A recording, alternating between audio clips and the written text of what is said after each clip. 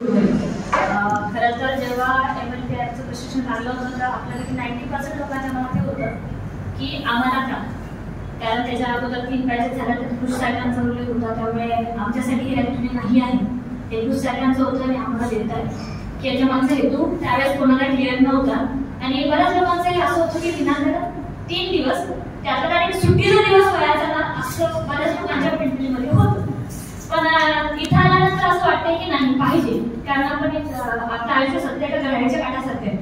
सकाळी जायचं, घरची कामं, ऑफिसला जायचं 9:30 ते 6:30 किंवा 7:30 टायमिंग असेल, त्यामध्ये 2 चक्र फिरायचं, घरी यायचं, म्हणजे रुटीन लाईफ आहे. त्याच्यामध्ये हे 3 दिवस थोडंसं डिफरंट. महिला आता मी पण आहे, तुम्ही पण आहात तिघी जणी, स्पेशली स्वयंपाकापासून मला सुट्टी भेटते थोडंसं आईमध्ये मला भेटतं, मला छान वाटतं कधीतरी.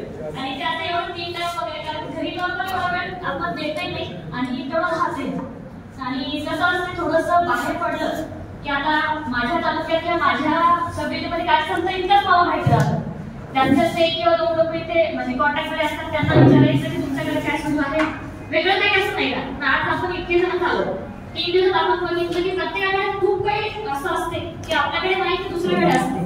आता आपण यांच्या पद्धतीने ट्रेनिंग घेतले की प्रत्येक लेक्चर असावं, त्यातनं तुम्ही नोट्स काढा, लिहा नाही, काहीतरी म्हणजे ऍक्टिव्हिटी घेऊ किंवा त्यात तुम्हाला इन्व्हॉल्व करून त्यांनी घेतलं. त्यामुळे कसं आहे की एक कुठेतरी पॉझिटिव्हनेस राहतो की हा ट्रेनिंग असं काहीतरी असावं, म्हणजे जरा छान वाटतं. आता इथून गेल्यानंतर एक कर्तव्याचा पाठ म्हणून प्रत्येकाला 2 गावामध्ये जाऊन त्याच्यामध्ये सहभाग घ्यायचा आहे.